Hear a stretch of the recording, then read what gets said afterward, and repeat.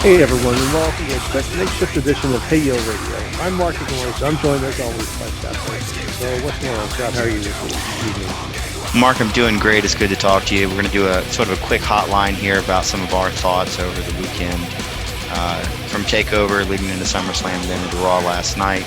I'm doing a whole lot better now than I was when we chatted earlier and then spoke. You talked me down off a ledge. Yeah, I had some very strong feelings here. Yeah, I mean, we've got a lot to talk about here. It's not going to be a real long hotline here, but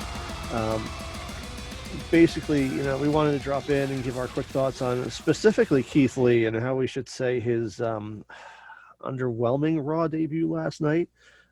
Yes, I buckled and watched the show in its entirety, 3 hours I'll never get back. But it was all from my man, Keith Lee, and let me tell you, I'm a very unhappy camper here tonight. The fact that you would watch Raw for 3 hours, that shows the level of dedication you have to Keith Lee. The man owes you a gratitude. Yeah, a true debt of gratitude for sitting through that. That and then some, man. Yeah. Holy crap.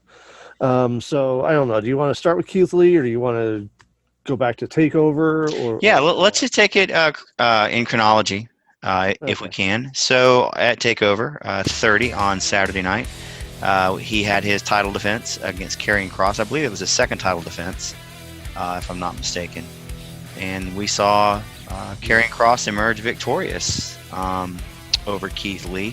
We know that Karrion Kross now was injured during the match, so props to him for gutting it out. But I really struggled with him losing the title so quickly after being put over Adam Cole so strongly at the Great American Bash. Holding the two titles, what a big deal it was. Adam Cole holding the title for well over a year.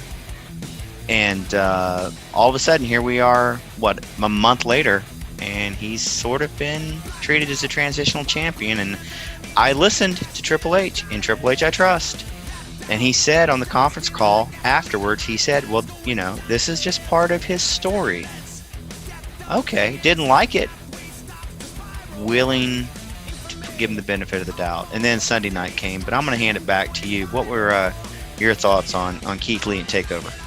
Well, yeah, I mean, this is part of his story, but, as we were shown Sunday night, because, they teased it Sunday night about Monday.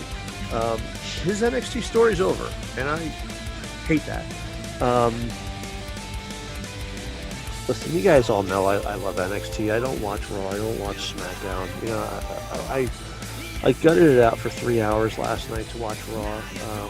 TakeOver, to me, there's a lot of people online saying like a whole lot of great things about it. To me, it was underwhelming. From what I've gotten accustomed to watching on a semi-regular basis here on the network from past takeovers, I don't think that this one stood up to a lot of the past shows. I'm sad to see Keith Lee lose. I don't see it in Karrion Kross. I think the guy's got a cool entrance, cool music. I haven't seen much from him in the ring. As we for those who don't know, we had kind of a dry run of a watch party Sunday night for SummerSlam, and it went pretty well. So if anybody wants, we'll do this on a regular basis for pay-per-views, takeovers, you name it. I'm only able to have 10 people on there, so first come, first serve. But it's kind of cool. I will put links up on Facebook and stuff for these things going forward. If you want in, by all means, you're more than welcome to. We just gotta hang around and talk about wrestling while we watch it. Live streamed in the app. It's cool. Thanks to my friend Matt for cluing me into the software. But anyway, going back to TakeOver, again, Karrion Kross, I don't see it with him. I haven't seen enough out of him to be like, oh yeah, there's world champion material there. It's just, to me, it's like he's Bill Goldberg part, like 2.0. I don't know. I mean, the guy's got no moves. You know, he's got that one suplex that he does a lot. He's got the cross jacket submission hold, the modified sleeper. I don't know what else has he got. It just Scarlett. Okay, and she's. I'm just throwing out ideas here. Don't get me wrong, she's good to look at, but I mean, come on, you know.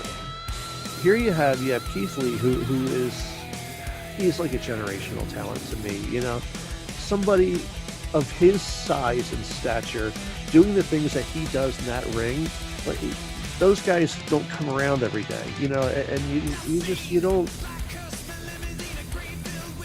I don't know. You don't screw with somebody like that. I think that you really need to, you know, go balls to the wall with him. You know, the guy has definitely got something. You know, I think maybe his promo work could use a little bit of help, but I don't think that he's bad by any means. I just think of the entire package. I think that's probably the one thing that's kind of missing a little bit with him, but. Generally, you know, I love Keith Lee. You know, he's a great worker. You know? And if you listen to something Samoa Joe said on commentary on Raw, and I know I'm jumping ahead a little bit, but this goes to what you're saying. He made it was it Tom Phillips who made the statement? You know, all the things he can do for a man his size, and Joe chimed in very quickly. No, the things he can do for any man at any size. I mean, he's just an exceptionally athletic guy. You may not know it by looking at him at first glance. Okay, he doesn't have the build. We'll get to that later on. You know, it reminds me of Dusty Rhodes. Dusty Rhodes didn't have the build, but you know what? For a run there, he made a whole lot of money. He drew a lot of money. I mean, it can be done. You know, obviously nowadays everybody wants people well chiseled and built, but Keith Lee has something intrinsically, from the build to the presentation to his personality. And unfortunately, I don't think we got as much out of him as we could have in NXT with such a short run. And I hate to use this term, Mark, and not to be offensive, but it comes across very transitional. And I feel like whoever took the belt off Adam Cole, that's a big deal. So that person should be a big deal for a while. Oh, definitely. I don't see why you don't keep the title on him. You know, I mean, he's the first double singles title holder in NXT history, and you know, you have him drop one title because, you know, I guess you can't hold two at one time, and then you have him lose the other one a month later. Come on, you know, there's got to be more out there for him, you know, and we'll get to what's more for him, and I hate what's more for him.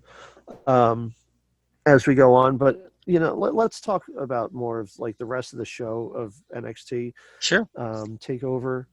And Sunday night, you would ask me about the Io Shirai and Dakota Kai match, and if I really, at any point in that match, if I really thought that Dakota Kai ever had a chance of winning. And to be honest, I didn't.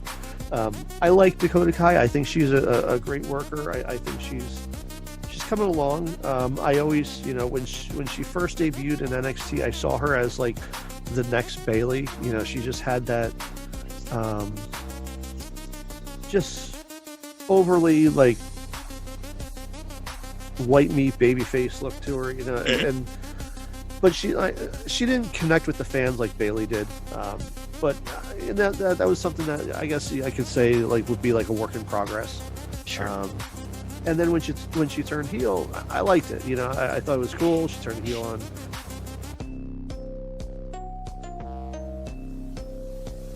there made sense. You know, she wasn't part of the the War Games match, you know, because somebody else took her spot, and then she was, and it's just like that was good, and because she was like an afterthought, and if you're somebody who is an afterthought, yeah, you're gonna want to lash out against those who made you that, and let's go, you know. And it was good, you know. Her feud with Tegan Nox, I don't know that it really ever got out of first gear for me, but it was fine. Again, she's just kind of missing something. Whereas like in Io Shirai, she's a lot more of a complete package there. Much like a Rhea Ripley or a lot of the other women's champions of the current era in NXT. So like I just didn't see Dakota as being on that level. I'm happy that she got a shot, but this just wasn't going to be the night that she was going to go over. And I don't think that they did enough to make us believe that she actually had a shot, aside from Raquel Gonzalez being back in her corner. Well, and we've seen this from the WWE booking over the last 20 years. There are plenty of times they'll insert someone in just for a pay-per-view or just for an event, and it's a placeholder. And I don't want to look at an NXT card like that, but it kind of was that way. She was kind of holding down that spot to get the women's championship defended until they move on to wherever they're going to go from there. Nothing wrong with the match. It was fine. But like I said, I didn't feel like I didn't have an emotional investment because I never really believed going in she was going to win. And if she had won, would you have been like, oh, that's tremendous? Or you'd have been like, oh, okay. Well, that's something. I think part of that is ever since Charlotte won the NXT Women's Championship, I don't think it's added value to it. In fact, I would argue it's dipped in value, and it's no shot at her because we all know she could hurt me. But the reality of it is, you put the belt on her, you took the belt off of her without beating her. I don't understand how that puts much value in the title. I know there are some people that they just don't care about. Is there any value in the title? But in a worked sport, there's supposed to be some to the strap. That it's supposed to matter, that if you hold the belt, you're supposed to be pretty good. I mean, Honky Tonk Man notwithstanding, but he was good in his own way holding that title. So it was just okay for me. Nothing wrong with it. It was there. Yeah, I figured Raquel would get involved in the end, which, again, it's not what I love, but I understand it. That's the way wrestling is. But then in the end, the thing that I don't get, Raquel is just, as I termed it, she's the Diesel to Dakota Kai's Shawn Michaels, and that's cool. I dig that just that whole dynamic, that's cool. But when Rhea Ripley gets in the ring after the match and Raquel Gonzalez backs off, I'm sorry, but Diesel was never backing off from anybody. Right. And that's something I think that Raquel really should have stood her ground. And they should have gone like blow for blow. It's, if she's going to have that role, she's got to play that role. Well, that's just it. If you're going to be that physically imposing, you have to be that physically imposing. It's like some of the bigger guys we'll see on independent shows where they're bumping around like cruiserweights. Well, if you're that big, you should be grounding and pounding. Keith Lee's a bit of an exception. In general, at a certain size, I don't want to see you leave your feet. Unless somebody lays you out with a steel chair shot or something. And I'm not advocating for those. I'm just trying to make the point. You should physically impose your will. It's like a basketball player who is 6'9", but he doesn't play like a 6'9", power forward or center. If you play small, it doesn't matter how big you are. People are going to go around you and over you. You have to physically impose your will. And I just, if you're going to use Raquel Gonzalez in that way, she has to physically impose. Don't back away from anybody, because now, how do I take you seriously as someone I should be afraid of? Yeah. I love Rhea Ripley. She's not that physically imposing, at least from a height perspective. So I don't know. It was just kind of curious the way all that went down. Yeah. Next up, we've got the ladder match. Damian Priest defeated Bronson Reed, Cameron Grimes, Johnny Gargano, and Velveteen Dream. It was a good match. It's a ladder match, a lot of plunder. It was good. A few of the spots were a little bit too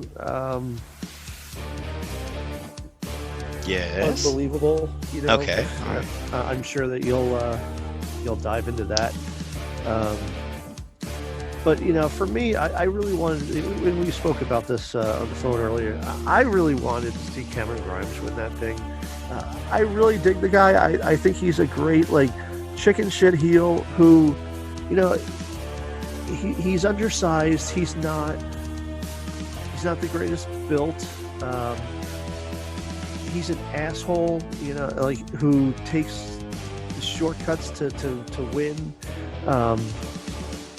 And he's cocky as all hell in doing it, and I love it. I think he's fantastic. It's taken a little while for him to grow on me, but man, I am a Cameron Grimes fan, and I want to see more out of that guy.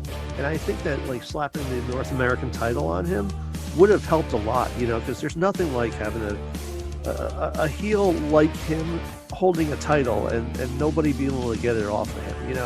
It's much like Adam Cole, but in a different way, because Adam Cole can really back it up in the ring. And Cameron Grimes, like, while he's a good wrestler, like he's not a great technical wrestler like Adam Cole. Yeah, he just kind of does what he needs to do to get by, and it's so great, But I don't know. I'm curious to see where they go with Damian Priest. He's another one, he's kind of big. And he looks good, He certainly comes off as like imposing on the microphone and in the ring. He's got like a good move set. Another guy who flies a lot more than someone his size should. His matches are pretty good, but there's to me there's just something with him that's just not connecting, and I don't know exactly what it is, but I'm not connecting with that character. Like I don't get that, like the Archer thing, okay, it just doesn't. I don't know. Like I said, I'm missing something with him. I Hey, think congrats. yeah, definitely. Next time though, brother, take a shower before you jump in the hot tub and celebrate. That's just my perspective, okay? And Or how about not jump in the hot tub wearing fucking leather pants? I've never worn leather pants, so I can't really understand how that would feel or not feel, and I don't see with my build that ever happening. But yeah, Yeah. do something. I think part of Damian Priest's issue is he doesn't have a crowd to perform in front of right now, and I think that would flesh out a little bit more Mm-hmm. of who he is and where he's going. I think not having a crowd, especially on the NXT side, hurts the connection with the audience far more than Raw or SmackDown, because those are very formulaic. You know what you're getting every single week. Mm-hmm. And I almost worry on the NXT side, because without a crowd of some type, and they couldn't even get Thunderdome, by the way. They're still over there in the corner. The little company that could, I guess. Oh, I don't mind that in the least. I much prefer that kind of presentation for NXT than the very, very bright Thunderdome. I mean, It's a different environment, man. It's almost like playing a video game to a degree. Yeah. But I think that hurts Damian Priest a little bit, not being able to flesh some things out with the crowd. As far as Cameron Grimes go, my God, who is the last wrestler that imbibed that particular style of he cheated to win every chance he got, because that's just what he does. He knows he can't do it on his own, so he's going to cheat. I was trying to think this afternoon, who's the last person that really was that way? He can go, don't get me wrong, but he chooses not to. I'm racking my brain. Your favorite wrestler? Well, I'd rather not say. Cheat to win? Well, it may have come up. But the point is, he's got something. He's tapped into something that has worked in wrestling for a very long time, and it works for him. And again, had they put the belt on him maybe a month or two ago, I'd probably been even a little happier, because I think he had a little more behind him then than say going into this match. But again, it was an excellent showing. I like the guy, and I want to see more from him. What did you think of Bronson Reed, his performance? I definitely I definitely dug his entrance attire. The whole like Bam Bam Bigelow look. That was cool. He's impressive. He's one of these guys. He came in as part of the tournament of like guys who just were looking to get a shot on NXT, and he's an imposing character. He's a large man. He moves very well for someone of his size. I do like him. I think that he still has some more work to do before I'd say that he's ready to be moved up. because it really it still is a move up. We'll get onto that later on as well. Um, NXT is definitely not on the same level as Raw and SmackDown, Sure. as evidenced by what was it? Something that Samoa Joe said last night on Raw. Yes, we'll get to that. Yeah, yeah. Thanks, Huh. Joe. But yeah, it's. I thought, of everybody in this match, he was like kind of the one that I saw as like, he's a step down from everybody else. But I thought that he really he held his own in this match. I thought he did very well. And I had some acquaintances we were going back and forth. Why should he be in this match? Shouldn't it be somebody else? Realistically, who else should have been in this match that wasn't? Yeah. If you put Timothy Thatcher in it, or you put Finn Balor in it in his place, does that make the match better? I can't argue that it makes the match better. I thought ladder matches tend to be what they are. A Hmm. lot of plunder, a lot of train wreck, and we'll get to that here in some of the spots in a minute. But why not give the kid a chance? I mean, really, who's waiting there in the wings? Does Finn Balor need it? No. Does Timothy Thatcher need it? Maybe more than Finn Balor does. Hmm. But I'm glad to see he got an opportunity. I had no expectation he was going to win. But how else do you build stars but put people in with stars to give them a chance to shine like stars? So I wasn't upset by that at all. Yeah, Th- and to be honest, I think that Timothy Thatcher had um, a better spotlight being in a singles match against Finn Balor than he would have had he been thrown into this ladder match. yeah, because at some point or another, it ends up a cluster of moves and finishers Hmm. and ladder spots. So it doesn't really give everyone the room to shine that I wish it did. But I thought he acquitted himself very, very well in the match. Hmm. Let's see who else would have been in it. Oh yeah, there's another fella, Johnny Gargano, who I don't think's won but 2 matches since he turned heel. Um, he won his second chance match and got in over a very large Ridge Holland who almost killed him with a power Yeah. slam a couple of nights before. I thought Johnny did well. I could have lived without the Candace Hurricane Rana interference, um, And that's the but it thing is about what it is. Candace. Yeah, like she was thrown in. Um, I don't have a problem with her being thrown into the match. It's fine. Mhm. It fits their characters. They're in it together, and that's cool. But how about not doing that against Cameron Grimes, who's like the one guy in this whole group that probably should be hitting a woman?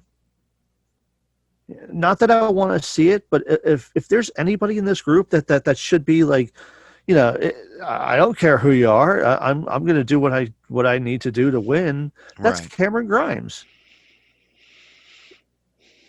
And maybe, I don't know, Cameron Grimes is not a babyface, so why not have her do something to Damian Priest, who right, isn't he's a babyface, right? Is he? I know Bronson Reed is. You know what? Velveteen Dream is kind of I'll, teetering. for more than one reason. Um, Yeah. in all seriousness, though, that's one thing that NXT is kind of morphed into. Who are your faces anymore? Keith Lee, Dijakovic. Who else are solidly faces in that company? Bronson Reed, I Yeah. guess. It, if you've noticed over the last, well, really since the pandemic, it's really gone on the male side. It's really gone away from faces. There are very Hmm. few legitimate faces, so to speak. And I don't know if that's by necessity, just because they're having to recycle people, or if that's the booking mindset going forward. Well, people don't like heels and faces anymore. There's shades of gray, and I agree that's true. Um, but at the end of the day, But there's lighter gray and there's darker gray, there you and go, there you a go. And lot of these people are tending to be more on the darker gray side. see, I thought that's where Johnny Gargano was going after he beat Tommaso Ciampa in that match that you hated, but I liked. Hmm. Um, they're doing the weird vignettes at the dining room table with the cup on the table, and I'm like, oh, this is kind of dark. This should be interesting. Then almost immediately he's losing. She's losing. So what's the point now? Okay, you got over on Tommaso Ciampa. That's your ultimate goal then in NXT now? You're done? You achieved your goals. Well, I won the NXT North American title, and look, I took out Tommaso Ciampa, although we all know he'll be back. Literally, that's all. This That's all. Wednesday. Yeah, how fortuitous for us to be recording tonight. Yeah. But yeah, it just okay. He was just kind of there because I feel like they needed an extra heel body, and he is Mr. Takeover, so we got to get him on there somehow. And I guess that leads us to Velveteen Dream being the last one, the last entrant.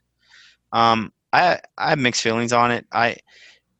I worry about for WWE as a company supporting people without knowing full facts. You know, where I work, you know, they want full facts because there's a lot of liability on their hands, and I understand that. Even an accusation is enough to cause or call things into question, whether it's proven or not. We still have to take a step back, and we need to take time. So, I think they're making a mistake. That's just an opinion on my part. I don't know what did or did not happen. I'm not an investigator.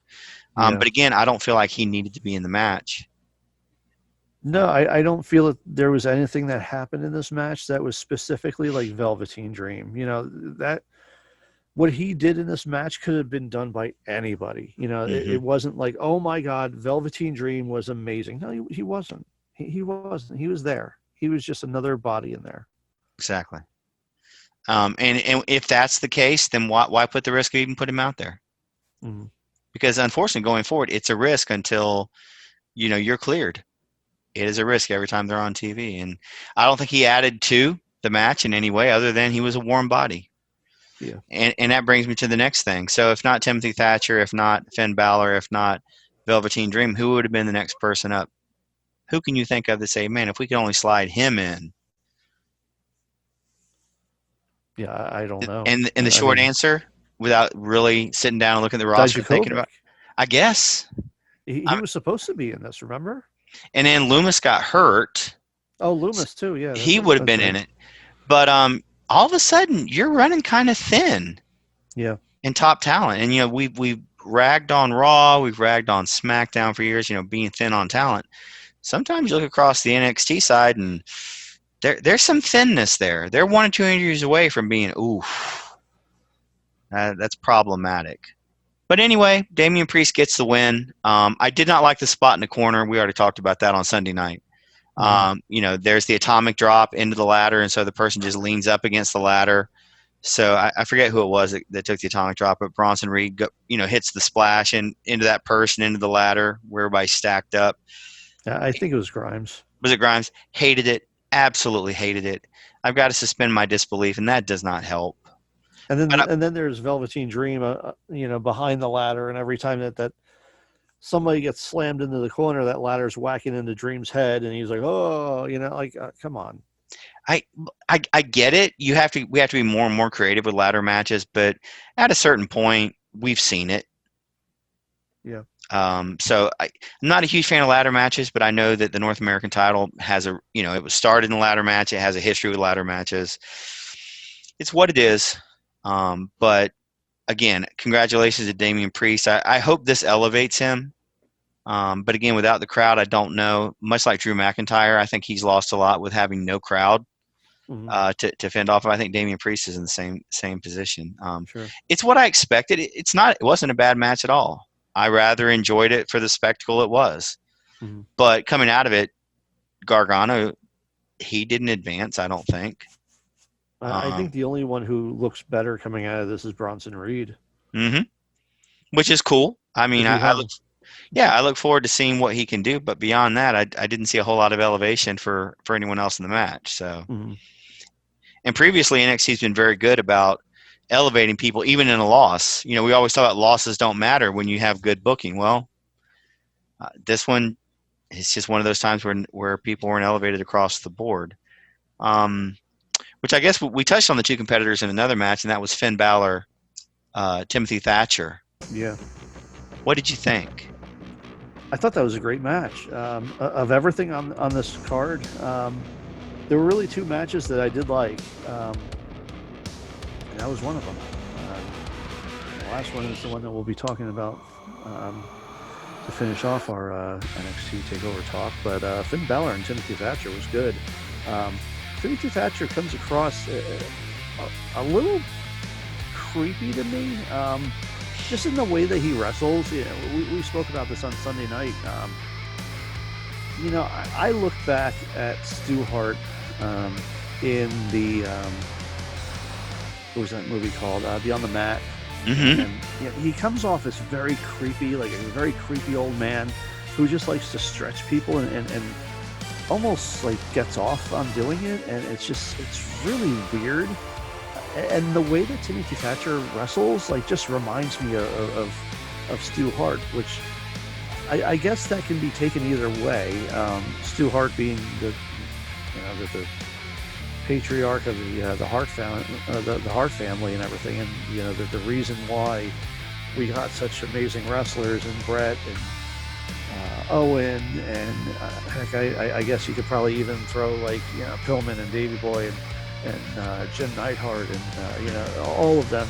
They all at one point sat under the learning tree of Stu Hart, I would imagine. Mm-hmm. So I mean, he's God, I mean, and that's just them. You're talking. You can also talk like Chris Jericho and Lance Storm, and I mean, the list just goes on and on. I guess Tim Thatcher, if you're being talked about in the same light as Stu Hart in that sense, it's good. But if you're being talked about in the same light as I'm talking about, probably not that great. But I don't know. He's a weird one. He just is. When we talked about this on Sunday night, you had made that comparison. I thought that was pretty fair.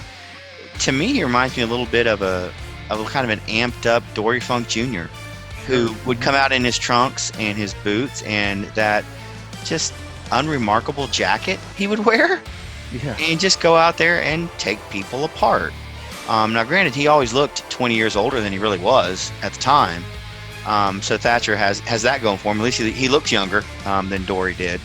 But the dude can tie you up in knots. Maybe just a more sadistic, or even maybe a meaner version of Jack Briscoe. I know he doesn't have the background that Briscoe had in college, being a legitimate All-American at Oklahoma, but he definitely has that vibe of yes, he could hurt you. He'd be the one in Raw Underground that would scare me. I would just walk out and be like, nope, he ain't laying a hand on me. If he were to appear on there, and I probably shouldn't say that because we know we have listeners in Stanford who sometimes take our advice. But I thought it was a good match. I think Finn Balor, in a lot of ways, has had a little bit of a wrestling renaissance as far as getting to fully be Finn Balor. A whole lot of the Prince from New Japan Pro Wrestling. Some people have been down on his run down there. I've actually enjoyed it. I mean, I don't expect him to be pushed to the moon. I don't expect him to be challenging for the championships. That's really not his role there. I don't feel like. And I thought it was a really good match. The only thing I would say that surprised me was I didn't think Finn needed the win. But then again, looking back as we're talking now, I don't remember how many matches he's really won since he's been back in NXT. So maybe he did to keep him viable. That's the only thing I would say about that. And a lot of people don't like that ground and pound style, more mat-based wrestling. I'm a fan of it because I don't see much of it. That's the kind of stuff you'd see in maybe the NWA back in the day. Nobody works that style on a national scale. So when you see it, it's like, oh, that's cool. I don't see it all the time. So I thought they both worked hard, and I enjoyed the match. And especially when you see somebody like Finn Balor, who is like a much more high-flying guy, it's cool to see him working that type of style, Yeah, and not only is he working the style, he's not even missing a beat working the style. So I thought it was good. That was one of the matches I really, really enjoyed on TakeOver, was that one. And again, I don't want to call it a throwaway. I mean, it wasn't a featured match, but it was darn good. It was worthy of a takeover, I thought. Yeah. Now, the other match that we want to talk about here, it's the last one on the card. We're not talking the pre-show here. We're not going to talk about Breezango's tremendous victory? Yeah, I don't like Breezango. But anyway, yeah, and this was a match that we were not looking forward to at all. Adam Cole and Pat McAfee, we came on here whenever it was, and we kind of crapped on McAfee. And, I don't want to say that, we weren't right in doing such. there's a thing about having like outsiders come into professional wrestling. A lot of times when they do come in, they get put over the guys who are here day in and day out, and then they end up and then they just leave, because they're there for one match. And they win that match, yeah, it's all fun, and then the guy who lost to them just looks like crap because this is someone who kayfabe is supposed to be fighting for a living, and here you've got somebody who's from outside of the sport coming in here, supposed to be fighting for a living, who's never done it before, and they're beating this guy who's a fighter, and it just comes off really bad. And for once, Pat McAfee shows up here. Not only did he lose to Adam Cole, which was good, but the dude showed up. The dude showed up with his working boots. And the only thing, I have one complaint about the entire match here out of Pat McAfee is that when Adam Cole hit the backstabber, Pat McAfee jumped. Like, seriously, that's all I can say bad about what Pat McAfee did on Saturday night. Like, fantastic. My hat's off to him. If you want to come back, in a couple of months or whatever, you're more than welcome to, dude. So I was vocal, I was outspoken, and I will always come clean and be honest. I did not expect much going in. I'm going to lay it out in 3 parts. First, Adam Cole is one heck of a ring general because he called that match, and it was excellent. If you put someone lesser caliber than Adam Cole in that match, I don't believe it holds up as well. I think it had just as much to do with who Pat McAfee was competing against as much as what he did. Second thing, sure. He brought his working boots. You're the one who said that to me Saturday night in the chat when we were going back and forth. He did bring his working boots. You see people get involved in wrestling. There's always the Jay Leno, but for every Jay Leno, there's a Karl Malone. Even there's a Pat McAfee, someone who's serious about it and loves it and wants to do their very best in it, whatever level that is. I was blown away. But now that leads me to point number 3. He made a statement, and he waffled on this over the last 2 NXT episodes, and that's fine. Continuity is still pretty good with him. That is, he said, I only get 2 weeks to train, and then it was, I had a month to train. Well, whichever it was, if you can pull that off in a month, and let's just go with his numbers, because I'm pretty sure he'd been training for a lot longer than that. Yeah. But the one thing you have to be careful is when you say, well, I've only been training for a month. Well, if you can pull that off in 12 months, then there's a whole bunch of people that should be able to pull that off. With 12 or a month or a couple of weeks. But I get it. He's a tremendous athlete. He's in great shape. I'll be honest. He did a backflip off the top rope and landed on his feet. Yes, he did. And I'll be honest, man. I was like, holy cow! It was almost. Well, no, I'm not gonna say almost. Let me walk that back. It was better than the Rodman arm drag that we were talking about a couple of weeks ago.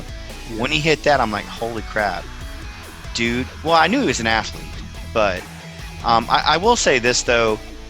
It was nice to see real football players involved in the lead up to it, not WWE people playing football players. Yeah. I thought for the short amount of time they had, they set this up as well as they were going to, and that was part of my issue going into this. This is rushed. The final product was really good, but I would have liked more exposition around it. I will give Adam Cole credit. There was no babyface in all this, really. Cole's a heel. McAfee the heel. Cole played it perfectly, even up to the match, the in-ring segment on NXT last week, where he just backed up in the corner. He's like, all right, get it all out.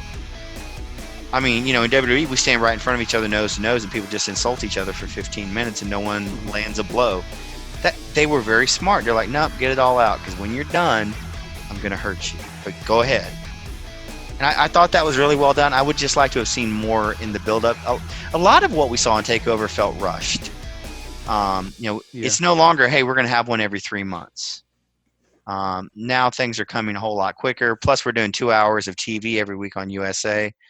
It's a stressful thing. We make fun of Raw and SmackDown for having, 5 hours every week? Mm-hmm. But NXT, depending on the week, could very well be 3 hours or more, depending. If 205 Live is taping.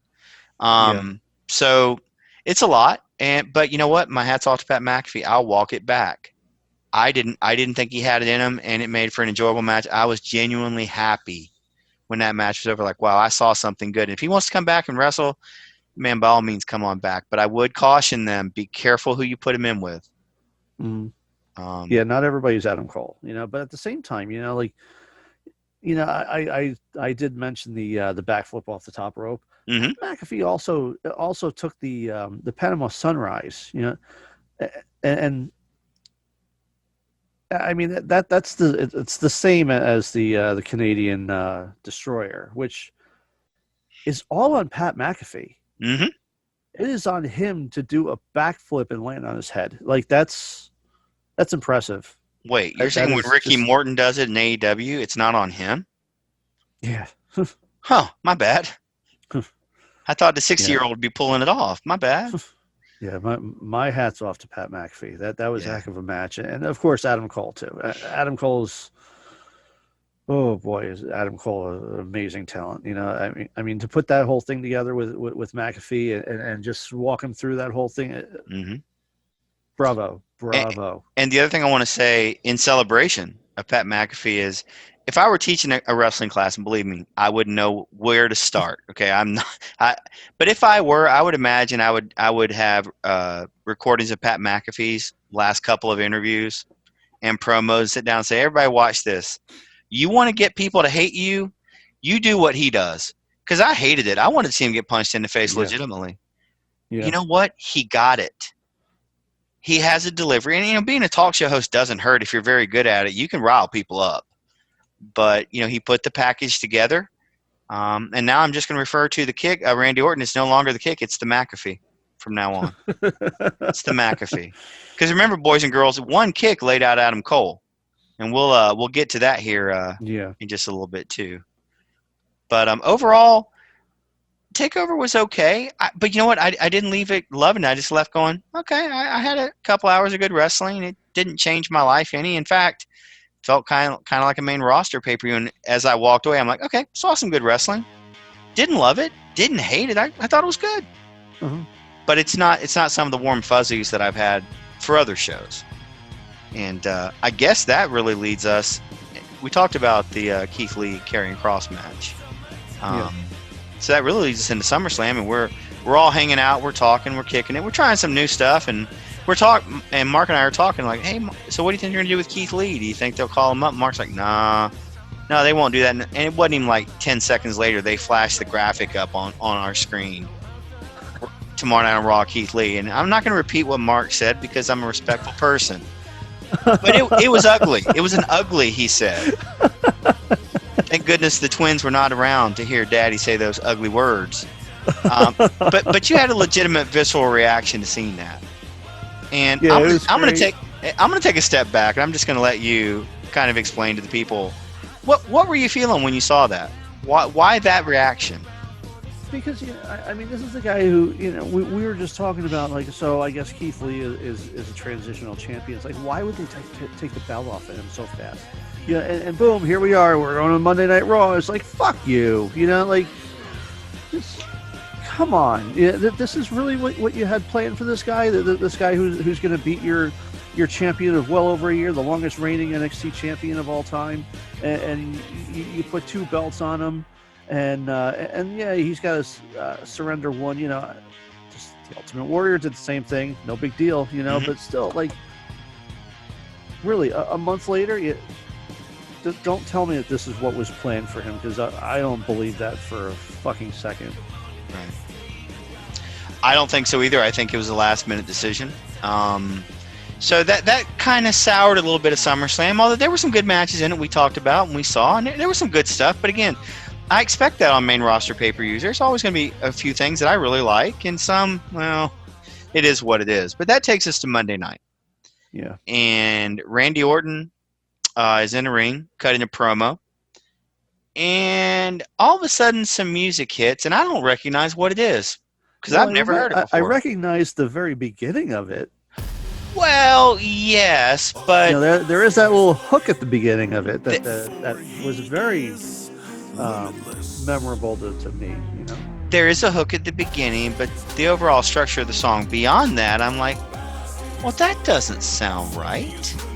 That's not what I'm used to. And sure enough, there's Keith Lee's name up on the screen. He's coming out, and I'm like, oh no, they changed his song.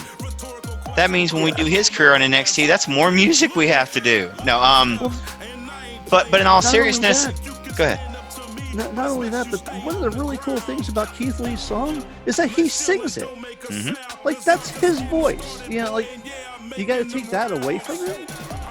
Come on. Yeah, this is Shawn Michaels. You know, it's the same thing. You know, like, why would you take a guy who sings his own entrance music, and it's so like personalized to him, and you just take that away and just give him some fucking random bullshit music that doesn't signify that it's going to be him, other than the "Oh, bask in His Glory" beginning. You know, it just like so. I mean, and there's more that they screwed up with him, but you know, that's how he comes out. Right, and I have some notes written down to talk about why I think they did that, and we'll get into that at the end because I want to fully flesh this out. But he comes out, he introduces himself to Randy Orton, which, first of all, he should not need to do, whether it was from Survivor Series last year or for the Royal Rumble this year. Plus the fact he lives in your own universe of TV programs and brands, he shouldn't need to introduce himself. That's strike one. Strike two. He was in the Royal Rumble. He was in the Survivor Series. Yeah. Like, kind of a big deal there. Yeah. Yeah, Roman Reigns. He only went head to head against Brock Lesnar. You know. Yeah. Yeah. So we act like we have no idea who he is. So again, NXT gets devalued because all of a sudden we don't know who their champion was. Yeah. Wait, he held 2 belts at one time, but he's not important enough to be on my radar as to who he is. It just doesn't make logical sense, number one. Number two, it devalues the talent. Number three, it devalues the brand. Anyway. There's more devaluing the brand coming up, too. I promise I'll give you more. So they have the encounter. He's defending, basically, Drew McIntyre's honor. Did you know that they were friends? You know what? I didn't know Hulk Hogan and Bret Hart were friends, but at that WrestleMania I found out when Bret cheered him on to go beat Yokozuna. That's when I learned of it. His good friend Bret Hart, I believe Jim Ross said. So his good friend Keith Lee comes out. Speaking of Drew McIntyre, I gotta get my pronouns right. And so he's gonna be defensive of Drew McIntyre, and his treatment of him. I guess he didn't see the fact that Drew beat him with a backslide. Again, we talked about this on Sunday night. Not since Kerry Von Erich, Ric Flair have I seen a world title match end in a backslide. I thought that was kind of cool, actually. It was great. I'm like, no finish? It was like a surprise out of nowhere. Cool. It's good to see those every once in a while. Yeah, but we were even like, whoa. Yeah. Really? That's the finish? Yeah, I'm like, you got me. I didn't see that coming. And he challenged him to a match, and Randy Orton does the time-honored heel thing. Nope, not gonna do it. And walk me through the steps here, but I believe as he's rolling out of the ring, Samoa Joe will then utter the words, and it's not an exact quote, talking about how smart Randy Orton was. "Welcome to the big time, kid." And I just got angrier and angrier because welcome to the freaking big time. I thought you told me that NXT was one of the 3 brands that matter. They're all on equal footing. But yet continual. NXT won the Survivor Series. Nah, that was so last year though. Yeah. But you're right. But yet again, you reinforce over and over, NXT doesn't matter. It doesn't matter. And I know Triple H in the back's got to just be like, oh God, make it stop. But the reality of it is, it's not going to stop. And they actually have a match. There's nothing to it. It's 5, 6, 7 minute match. It wasn't super exciting. And for the record, Keith Lee didn't dominate. Randy Orton had him beat. He's going for the RKO, and then all of a sudden Drew McIntyre has to come out and pull Randy Orton out of the ring to save Keith Lee, who I thought was there to avenge the honor of Drew McIntyre. So in his first match, he has to be saved by his quote-unquote good friend. Yeah. That's your debut? That's what you came up with? And I jumped past one mark, and I'm sorry because I know you had some strong feelings on it. When he first came out, and I apologize for jumping out of sequence, but it just popped back into my head. Talk about Keith Lee and his gear, because I know you want to get at that. Now, we've been over his gear in the past. Mm-hmm. You know, there was a what was it? It was one of the takeovers that he came out that they when he won the North American title. He came out. He wore the jacket that said Black Lives Matter. It was all over Yep. his tights. Cool. You know, Mm-hmm. good stuff. You know, yeah. Now he's wearing the Basket My Glory. Good stuff. You know, Mm-hmm. but the Keith Lee.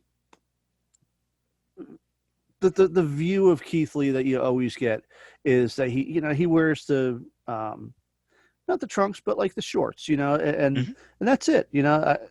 He's a larger man, you Yep. know, but that's part of his package. That's part of what you get with Keith Lee.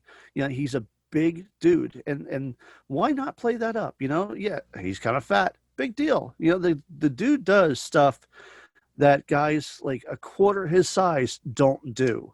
I mean, I didn't see Randy Orton going up to the top rope and doing a Spanish fly. Like this is a guy who's a lot more athletically built than Keith Lee, but yet Keith Lee does stuff that nobody does. Um, but no, here he is. He comes out and he's wearing his little like hoodie with the sleeves cut off, looking good. Takes off that hoodie with the sleeves, and he's got a shirt on. Are you fucking kidding me? Like he's got a shirt on. Oh, I guess Vince didn't like the way he looked without a shirt. Come on, let's fat shame the guy. This is the guy that you wanted to bring up to Monday Night Raw. Why don't you use him for what you have him there for? Let him be himself. But no, instead, Vince is always saying like we need more new stars. We need more new stars.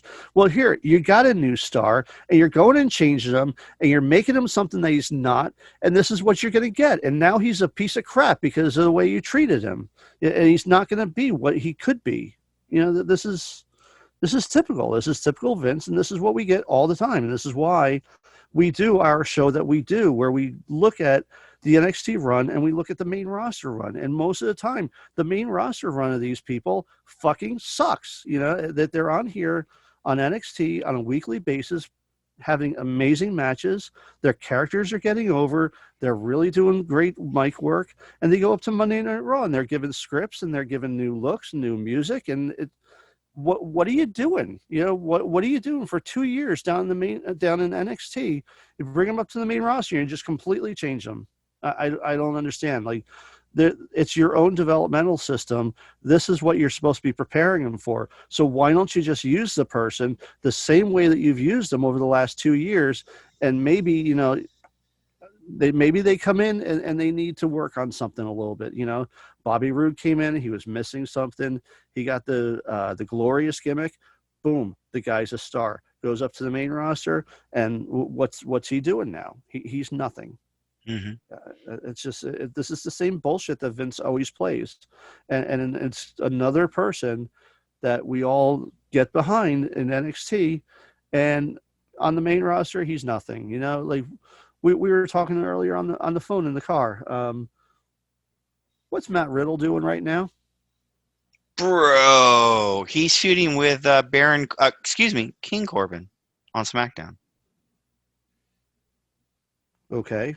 Now he debuted and he was feuding with AJ Styles, right? Right, he had that fantastic Intercontinental title match with AJ, and then just kind of settled into a mid-card feud, or maybe a little lower, with Baron Corbin, Right. King Corbin, excuse me. Yeah. So to your point about creating stars, so, and I am going somewhere with this. Mm-hmm. Wednesday night, NXT was unopposed by AEW. You're not a fan of AEW. I watch it sporadically to get that out on the table. But they had a free night to themselves. They didn't even break 1 million views. They were up, I think, 200,000. That's it. And I may be off a little bit on the numbers. Without question, there was disappointment in Titan Towers because they expected higher numbers, and they didn't get it. What that tells me is, AEW's got a built-in audience that they love their AEW, because if you look at their Saturday night ratings, they were only 30-something thousand off their normal Wednesday night rating. That means those people, their fans, followed them to Saturday night. Mm-hmm. that looks really good to a network executive when, oh, we put them on a Saturday night at 6 o'clock, not 6:05, 6 o'clock, and almost all of their fan base showed up. We got something here. It may not be Yeah. huge, but maybe we can work something here. Oh, and by the way, that made them 3 out of the top 5 or 6 cable shows that night. I mean, so Warner's happy about that. Heck, they're adding Shaquille O'Neal into the mix, or they're trying to talk it up, right? Because he works for the NBA on TNT. The point is, NXT didn't draw the people I thought they would draw. You know, I'm a wrestling fan. And I thought, hey, people watch wrestling because now Wednesday night's a habit. Dude, it didn't happen. So that tells me is both brands have their built in. They're not I don't think they're pulling one from the other. I think I was wrong all along talking about a war. I think they're just two completely separate fan bases after Yeah. seeing that. So here's where I'm going.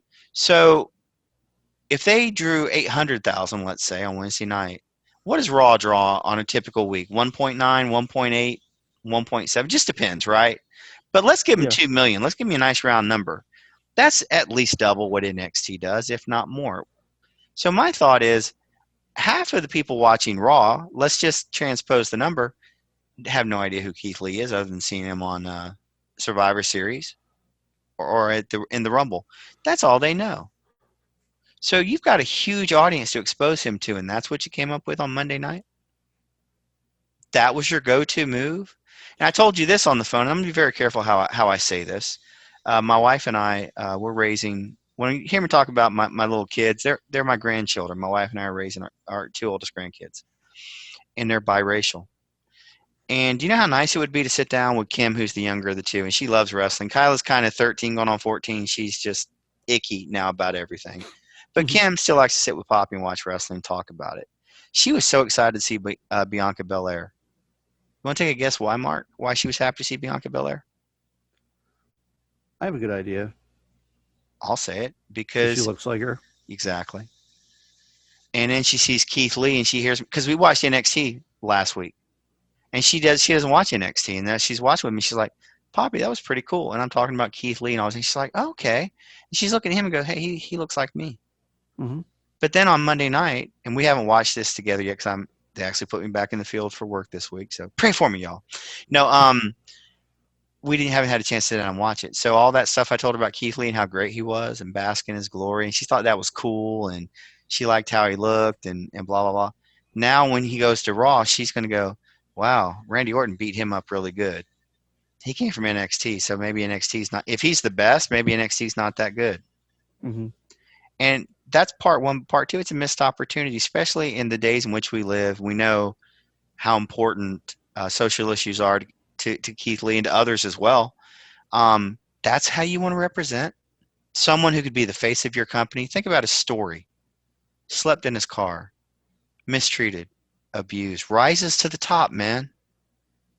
You don't think I want my granddaughter, my baby, to sit and listen to him talk and say, "Baby, you can be anything you want. Don't let No. anything hold you back." Look at him. And you have that right in your hands. And that's what you come up with. And that infuriates Slap me back down. at the parental level. That infuriates me. Because take Keith Lee out of the equation, WWE doesn't have a good track record for promoting ethnicities. It's just, I mean, we have the Street Profits or the tag champs walking around with the red solo cup, so we kind of sidestep that in our house, you know. Um, Beyond that, you really need, and I understand they're very diverse behind the scenes, and we have the women's revolution and all. I really wish people would have a little more forethought with some of these talents that are coming up because it's not even about leaving money on the table for me anymore, Mark. It's like think about the good you can do and still make money. Wouldn't it be nice if you could have both? And I believe they can, and yet continually they miss the mark. And all that's leading me to this. Man, it's hard now to go back and watch NXT tomorrow night when I get back to my room. Well, I have to Hmm. watch it. I have to watch it late because of work. But now I'm going to watch NXT and I'm going to sit there and go, "This is great." I'm just waiting for them to call the next person up and bury them. And I got to tell you, man, it's a little bit of a mental struggle. Yeah. We've talked about it on plenty of episodes of Hey Yo Radio, and y'all can go back and find those. But this one probably hurts the most because it's so new and so fresh. And I felt like you called him up unnecessarily.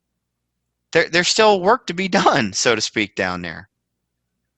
And now you debut him in this way. So what are you going to do? You gonna have him beat Randy Orton in Payback on Sunday? You missed your opportunity to do that. He could have come out, dominated Randy Orton, shocked him, hit his finish on him, and just squashed him. Would that have hurt Randy Orton? No, but it would have made Keith Lee look like a star to a bunch of people who've never seen him before. Yeah, because here's the other thing, I mean, he could have debuted against like an enhancement talent, and I'm glad that he debuted against Randy Orton. That's cool, Mm-hmm.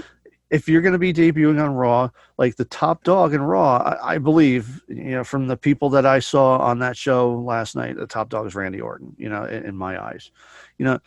Fine. I don't have a problem with that. But you know what? You just use him better. It's not going to hurt Randy to lose. Like, really, it's not. The dude's been there for, what, like 16 years or something? Somewhere like that? Oh, every bit of it, yeah. I mean, Randy Orton can lose. It's not going to hurt him. This is just not the way you debut somebody like Keith Lee. If you want to make him a big star, make him a big star. Do what you're supposed to do. Make people. Don't use people who your son-in-law made down in NXT to make your people relevant again. And again, the whole goal of bringing people up should be to put the shine on your program and on those people. And for whatever reason, I don't get it. I don't. And it gets harder and harder to invest. It really does. For me as a fan. Will I still watch it? Yes. But you know what? After a certain point, my enthusiasm, it wanes. That's why I don't watch Raw or SmackDown anymore. Yeah. So, it's almost to the point now. Go ahead. Sorry. Going back, like, 10 years ago, I was, before I was married, I lived in my apartment. My friends would come over. We would be sitting there watching wrestling on Monday nights. On, I guess it was Thursday nights was SmackDown. I mean, we'd watch TNA. We watch it all. Like, this was good stuff. And Mm-hmm. I mean, NXT wasn't even around yet. But all these years later, I found NXT. I love NXT. Even that's starting to wane a little bit now. What do I watch? I watch NXT. I don't watch Raw or SmackDown because I can't sit through 5 hours of TV on a weekly basis. I've got kids, but like it's just I've got better things to watch. And to be honest, like when it comes to watching TV, what I watch. I watch a lot of reruns of Star Trek because Mm-hmm. you know what? It's better TV and it's only an hour long, and I don't have to devote that much time into it. And I've already seen it so many times, but going back and reliving those stories, great stuff. Mm-hmm. But I'd rather watch that than sit and watch Monday Night Raw. Yeah. And again, if someone like you or someone like VP Jen across the border, if when you start feeling that way, that's a dangerous thing for WWE as a whole. I'm looking here at Payback, which is going to take place on Sunday night. And I'm looking at it and I'm just like, okay. So they've announced Randy Orton versus Keith Lee. They did announce it. Should I be excited? Should I be excited? Why should we? I don't know. I don't know what this match is going to prove. Do you just put Randy Orton over him and completely bury him? I don't. Dude, I have no idea what Crazy Grandpa is going to do. We talked about before we came on the air. He shows up to Raw at 7:30. It's his birthday. Well, brother, you're 75. Go enjoy your birthday. You ought to. And then he tears everything up and starts rewriting it at 7:30 for a 9 o'clock broadcast. Well, logic's out the window. I mean, I don't know. What do you do? Yeah. My God. One thing I gotta say, it was really funny on our call the other night. So I don't know if you remember how how SummerSlam ended, but after Bray Wyatt won the Universal title, someone made a return that my friend Matt, somebody in his house was watching it and is like, oh, I like that they missed the end of the match. Oh yeah, Wyatt won. Who's that guy? Yep. Which was the line of the night. Like, who's Who's Roman Reigns? He's the face of your company, and somebody who apparently watches your show doesn't know who the fuck he is. But you I know what? loved it. We're at the point now where you have the long-standing fans who watch every week, and that's where your numbers stay pretty consistent, and you're not drawing anybody else. Or everyone will just tune in every once in a while to see if anything catches their eye. Well, quite obviously, doesn't work. It's not catching people. Yeah. And it's good to see Roman back. I hope he's in a healthy, safe environment when they're doing these shows. I really, really, really do. But that's part of the problem. Yeah. No. One thing I did notice about Roman was, and even Mark Henry on Monday too. But specifically Roman on Sunday. To me, his hair and his beard, to me, looked extra black. Like I wonder why. Like it just Are didn't you look insinuating natural. something, sir?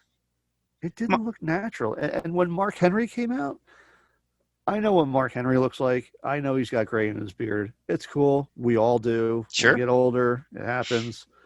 Um, that gray was not in his beard on Monday night, but his beard wasn't all one color either. There was brown. That there was the dark brown, and then there was a little bit lighter brown. Like, why can't people age? Well, if that were the case, Mark, we wouldn't have Just for Men. Remember that. Yeah. No, but in all seriousness, WWE is a TV product, and we can't have that. No, We not at can't have all. gray out there. But again, just to finish up my thoughts on the whole Keith Lee and the weekend. I'm a disappointed NXT fan. I didn't love him losing the title on Saturday night, but you know what? At least I would have been like, well, let's see what they do. Uh-huh. And then Sunday night hit, and I'm like, well, screw that. What's the point? We'll see what Karrion Kross does, but you know what? I know we don't have rematches anymore because of that genius rule, but I really would have liked to have seen a rematch with him and Karrion Kross, at least. And you can say that, like, maybe this, okay, so you got Tommaso Ciampa coming back on Wednesday night, so he's going to be gunning for Karrion Kross, who put him out. Okay, but still, like, I don't know. To me, like, and I talked about this on Sunday night too. Danny Burch got more offense in on Karrion Kross than Tommaso Ciampa did. Like, and I can't fathom why. When he had his match with Karrion Kross on NXT a couple of weeks ago, he got a lot more offense in on Karrion Kross, and I mean, Ciampa was just he was a doormat for the guy. I don't know. To me, that those two guys are on two completely different levels within the NXT universe. Sure. And that I don't know. Whoever is booking those two nights, I would guess that they're probably two different people, and maybe they need to talk to each other. I guess. I don't know. We'll see where they go tomorrow night, but I know we really want to just get this up, just kind of vent our feelings to our listeners, and just kind of get our voice on the record. And believe me, we don't like coming on here and just being like crapping on the product and everything. Yeah, we joke and stuff about the Raw and SmackDown being crap compared to NXT, but to me, like, this whole weekend was just a load of bullshit. Like, top to bottom. I mean, there was a couple of bright spots, but aside from that, it just none of it really worked. You know what? It's like any other time we see a WWE branded pay-per-view. There's some good wrestling on it, always, because you've got talented people on it. I just didn't love it. So, again, no knock on them. It just wasn't for me. I mean, everybody likes what they like. It's fine. I would have liked a little bit more logical booking. So, so that's Mark. That's all I've got. Yeah, I have now cleansed my soul. Yeah, I guess that'll make two of us. I know you usually like to leave these things on a high note, so I'll leave that up to you if you have anything. But I don't think we do this week. Well, I can tell you there are 3 championship matches tomorrow night on NXT. There's something. Breezango's finally going to get their tag title shot against Imperium. Again, Oh, I wait, don't like Breezango. I was just going to say, wait, I forgot. You don't like that. How about, I don't know. Oh, there's an NXT Cruiserweight title match. Santo Escobar against Isaiah Swerve Scott. Does that make it better? Isaiah Swerve Scott, the guy who didn't win a single match in the tournament. Well, you know, Drew Gulak didn't. What? Not Drew Gulak. Who's the other guy? It wasn't Drew. Oh, right. That's right. Swerve did Swerve win one? I thought he won one. I think he did win one. Yeah, it was the other guy from New York. I think is shit. What the hell is that guy's name? We always come up. We always have problems remembering his name. Yeah, it doesn't matter. You know? Because it was him, the premier athlete. What the hell is that guy's name? You guys, you can tell we're recording later tonight. Big fans. Yeah, we're recording. We can't. Oh, Tony Nese. Tony Nese, yeah. I was getting there. It's late. I have to teach early in the morning, so I was getting there. It's on the tip of our tongues. It was indeed.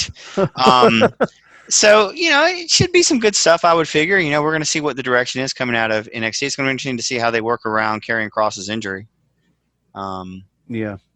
I assume they'll open the show tomorrow, so it will be interesting to see. But yeah, I feel like I've gotten some stuff off my chest. I feel a little bit better about it. So I guess we're done here. As far as positivity, you know what? Look at your family. Love them. In spite of whether you liked your wrestling this weekend or not, and love your family. Do what you need to do. Find ways to be happy and don't hate watch what you don't like. Find some happiness in life and go after it. That's all I got. That's my deep statement for the night. Amen to that, brother. So like I said, this was just going to be a quick thoughts and opinions show on this past weekend's stuff that we got to watch. We'll be back to talk about the NXT and main roster career of Charlotte Flair. I promise you, that one is coming your way soon. So until then, for Scott Tyson, I'm Mark White saying thanks for listening. We're desperately out of time. We'll see you next week.